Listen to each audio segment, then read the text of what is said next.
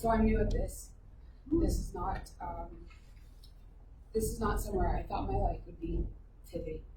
I'm Desiree Cornett. I'm a very proud mom of Jaden Cornett. I was the first one to hold him when he came into this world, and I was the first one to hold him after he had left this world. He was a beautiful young man. He was a regular upbringing, played hockey since he was 5. He was the apple of my eye. I moved back to Lloyd after he was born. My mom and my dad helped me raise him. He struggled through school with bullies from a young age, and I noticed the signs right away. His demeanor changed, but all through school he was an honor student. He put his friends first. He played hockey. He thrived as a student and as a human being. He had lots of friends. People gravitated towards him. School life was awesome. You know, I didn't realize how much of a different life they can have at school compared to what they have at home.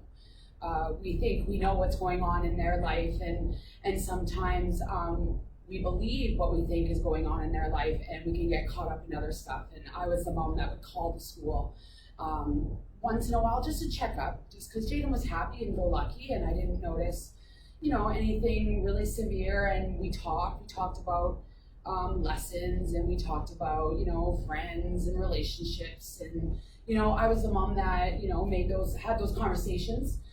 Even if he was like, oh, mom, whatever, mom, and rolled his eyes, I still pushed forward, and I had those conversations. I started having those talks. Grade 4 and grade 5, he was bullied, and we seeked help. I went to mental health right away.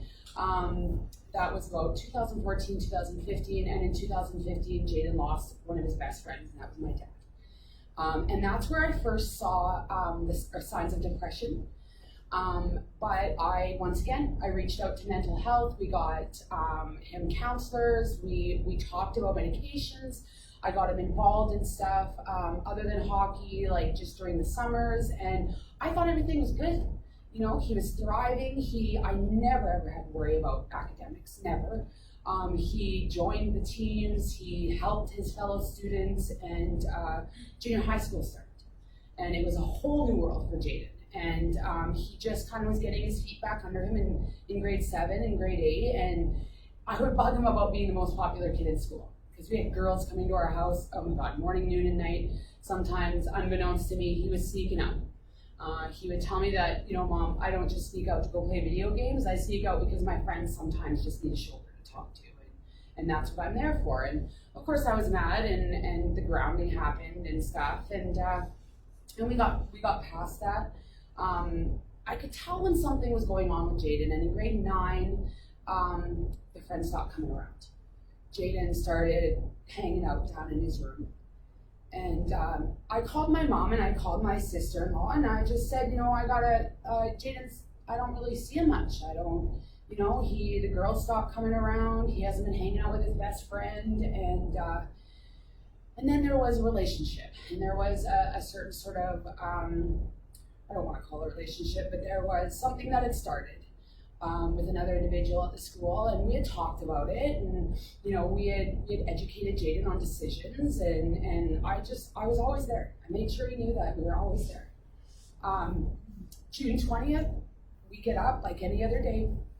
I was going to the city with his 2 younger brothers because they had eye appointments, and I never thought anything. I said, Jaden, why don't you come with me?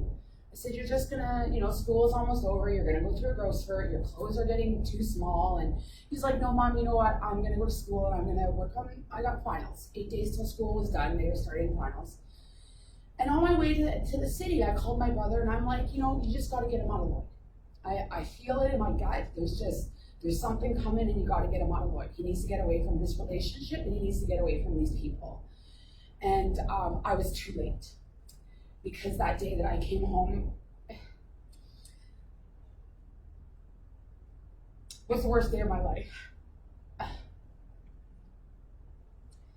I held my son as paramedics showed up.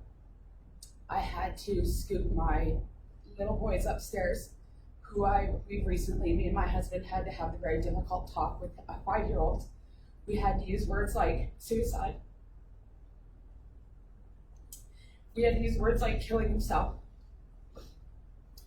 And we had to use words like bullying. This is a very different side of the spectrum. Jaden wasn't mentally ill. Jaden's mental health was attacked. It took him 6 months to be broken. It took him 2 weeks to be crushed. And it took him 1 day to be finalized. The day he got off the bus, I was told that he was talking to his friends about the summer and getting his learners and going to the lake, because we spent a lot of time at the lake and we let him bring friends. And he gets into our Wi-Fi area and he sees the Snap story that was sent out about him.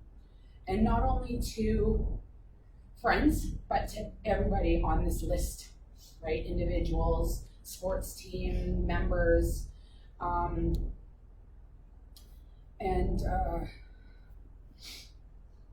all I have now to look at is deleted messages. Instagram, you can see where they were deleted. I was told things that were going on that I didn't know about. Jaden kept it from me because of his younger brothers. He didn't want me stressing out. I always say, Jaden, you're stressing me out. You guys are gonna send me to a rubber room. And so there was just things that I think obviously he felt he didn't want to tell me because I had the 2 little ones and they can make my head spin without even really trying. So his little brother now asks me all the time why there was a knife involved. He asks me what I cut. And even when talking to him, we're just associating words with him. There's no real understanding. I'm 40 years old and I can't even say, put yourself in my shoes, because I don't want anybody to ever have to live this nightmare. He was beautiful, he was successful, he was popular, he was into sports, he was, like I said, an honor student. He was mad that at the grade 9 farewell, 12 days before he died, that he had graduated with an 88. He wanted distinctions. But even at the graduation, even at the graduation, people could tell that there was something wrong. He just had lost that light. And I knew, I felt it right in here, I knew. And I said to him, Jaden, I don't trust this. I don't trust this individual. And he told me, Mom, trust me. And it cost me my son. Because I trusted that he was going to be able to come to me with anything. I feel that morning he woke up, it wasn't a decision that he was contemplating. I know that in my heart. And I also know that the minute things started unraveling, I was too late. I was home an hour before things started to happen. And so I knew at that time that there was nothing that we could do. I come to you as a mom of a suicide victim and as a child that was bullied. And I feel that we need to have those conversations. We need to start hovering. I was a child where my mom and my dad needed to know who we were hanging out with and who the parents were most of the time and hovering. And I feel that nowadays the technology, and I'm just as guilty, the technology has taken over and we tend to take a step back because we think, oh, they're just sitting there playing video games. So they're just talking to their friend but on my side of it now, these kids and these bullies and these people have access to our babies. And it's all deletable. Jaden deleted everything because he didn't want to stress me out. So I feel that nowadays we have to have those hard talks. If your child is being a bully or being bullied, we need to get involved. We need to bring up the words like suicide and associate that with killings of oneself. We need to teach our kids that if there's a child there that needs help, that they need to seek out for them. And the bottom line is just to be kind. It doesn't matter what color skin they have, doesn't matter what color hair, what kind of shoes, or if there's a kid sitting and alone. And you feel, that they're just having a hard day, teach your kids to say hello, or sit on those benches, or have those conversations, or ask, right? Like ask them. My son was an amazing light in this world, and our children are amazing lights in this world. And we need to go forward and build them up, right? And teach them that everything's material, and at the end of the day, what's going on doesn't matter.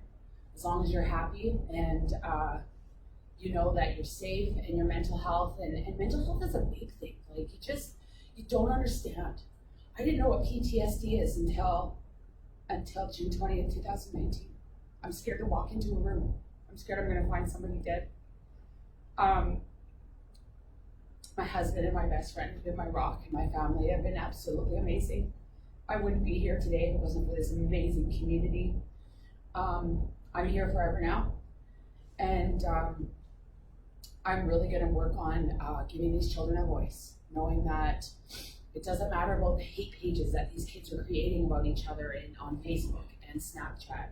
These group chats where they're sending pictures of our children to each other and laughing about their hair, laughing about their shoes, or just causing them to really doubt oneself.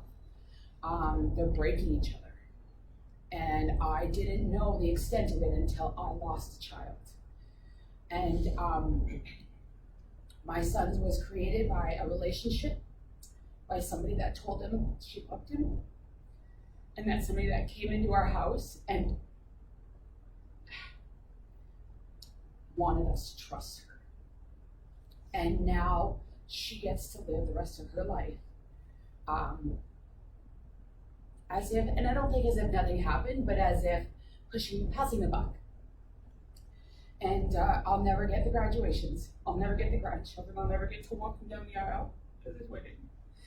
And I really, really, really don't want any of you guys to ever have to deal with this, because it's a hell that you don't ever want to have to do. My son's 16th birthday, I went out to the cemetery and spent it with him. His brother just turned 5. We blow a kiss every night to heaven. And now it's time that we get back to our old ways of speaking up for our children. Something's going on at school. You need to sit down with the parents immediately. It's not something that can be, I was told during times of bullying and stuff with Jaden, I was told of stuff that was going to happen, and it never did. And how beautiful Jaden was and how much of a light he was made to feel that he was less of a person, that he wasn't deserved in this world. And our kids are going way too fast to suicide. I know COVID has raised the percentage. It's sad. A lady did a walk for suicide awareness in Peace River, and there was hundreds of pictures that were sent to her. I am part of a mother's grieving group on Facebook, and every single day somebody is posting about losing a child. And about 80% of the posts that I read are due to suicide. Mental health and the breaking of one's mental health is huge, and we really need to have those conversations about suicide with our children. It's not okay. It's not the answer. It's very final. I haven't washed my son's clothes yet. His cousin asked me for his picture this weekend for her grad pictures. And that's all we have left is material things. And I just want everybody to go away from here today just having those conversations and starting to have those talks again. Because the internet is killing our kids, honestly. They're not speaking up. They're too quick to do this. They're telling each other to go kill themselves instead of calling them names nowadays. I'm contacted all the time about my best friend's son. A girl wears Jaden's bracelet in school and his sweater and is told my nephew to go kill himself in the heat of a moment. I had another little boy. I was told that he's been telling this to kids in the heat of a moment.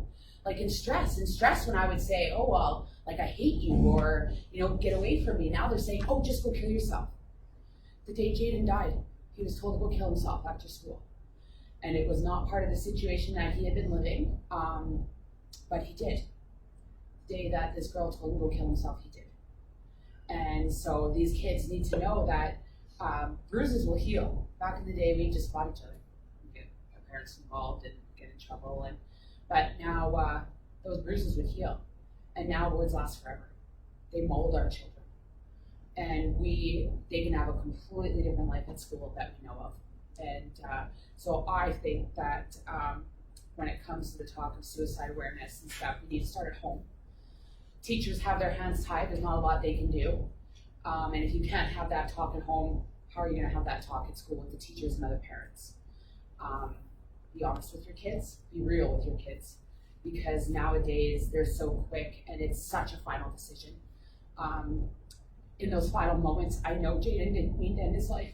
He was doing it to prove to somebody how much he loved her. So he could go to school and say, this is what I did because I love you. And the hardest part is knowing that in those final moments, he would have cried out for his mom, and I wasn't there to help him. So please have those talks with your kids. Being the bully or being bullied, suicide is not the answer. Mental health awareness is big. Don't be afraid to reach out. Don't be afraid to speak out, right? It doesn't make anybody uncool. It doesn't make anybody a loser. It just makes us empowered. It makes us strong. It makes them strong. And they need to know that no matter what, we'll have their back. So thank you very much for listening to me. And I hope to God nobody ever has to live the life that we're living now, because it's a nightmare.